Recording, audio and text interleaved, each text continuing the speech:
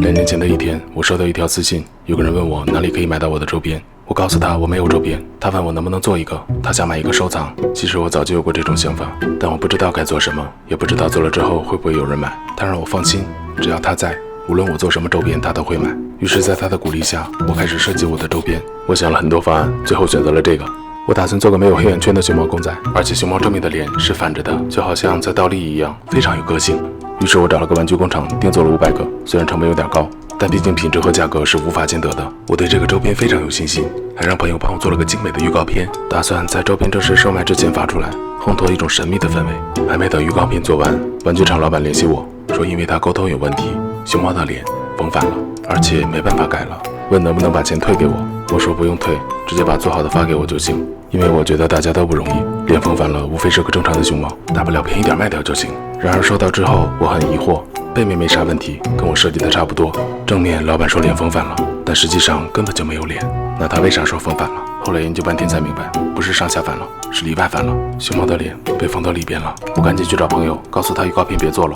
他问怎么了，我说咱们的预告片不小心做成正片了，应该没有人会买个没有脸的熊猫。朋友说也不一定，国外有一种没有脸的熊卖的就很火，最便宜的都要好几千，让我别放弃，回去试一试。于是我按照朋友说的，把这个无脸熊猫挂在我的网店里，试着卖了一下。1个多月过去了，我反复调整了10几次价格，终于在最后一次卖出去一个。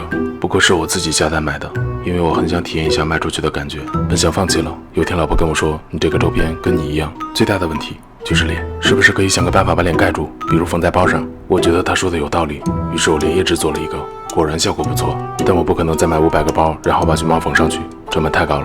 有什么办法可以不用花钱就把脸盖住呢？后来我想到了，可以把2个熊猫脸对脸缝在一起，好像2个熊猫在拥抱一样，这样既不会增加成本，又能盖住脸。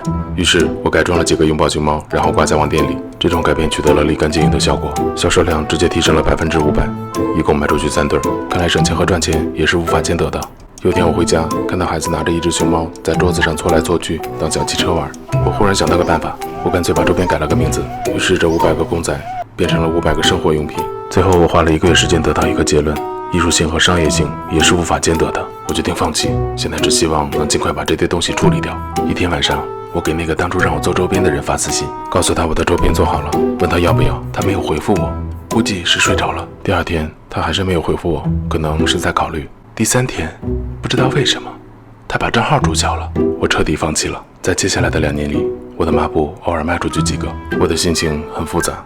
这个周边本应出现在千家万户，有的把它们摆在柜子上，有的摆在床头，而不是像现在这样放在柜子里，或是放在床底。我本以为我的周边再也卖不出去了，直到这个人的出现。上个月他问我说，他现在已经有很多粉丝了，是不是可以考虑做一些周边来卖？我把我之前的经历告诉了他，他说你为什么不把脸拆下来，然后重新缝成正面呢？这个办法我倒从来没想过，也根本不敢想，那得缝到什么时候？他说如果坚持每天缝一个，不到1年半就能缝完。我觉得他说的很有道理，他画得这么烂，每天都还在坚持，为什么我不能呢？我决定试一下，于是我试着改了一下，前后花了3天时间，终于缝好了一个。这是我第一次见到这个周边本来的样子。这时我突然发现这个周边有点眼熟，好像在哪儿见过。想了半天想起来了，我进一步把这个公仔改装了一下，重新做了个耳朵缝上去，然后我发现这根本就不是我的周边。我赶紧联系一个朋友，我跟他说2年前我做了个周边，直到今天才发现竟然是你们公司的周边，还剩400多个，问他们要不要买下来发给员工做福利。朋友让我给他寄过去看一下，几天后他回复我说大家都觉得很有创意，品质也不错，可以考虑帮我卖一下，但价格能不能再便宜点？于是我们开始了漫长的价格谈判，他们觉得1比较合适，而我最低只能降到3。最后我们双方各妥协了一步，确定了最终价格。朋友说下个月9号他们有个活动，到时候用户只要搜天才小熊猫，就能以2毛钱的价格秒杀我的周边。我说如果卖这个9号可能还做不好。朋友问我什么意思，不是有400个吗？直到这时我才知道，朋友以为我给他发的周边图片是个表情包。他问我什么时候能把400个做完，我说按照目前的进度，大概还要3年。最后我们找到了解决方案，如果大家在京东上搜索我的名字，就能看到一个神秘的预告片。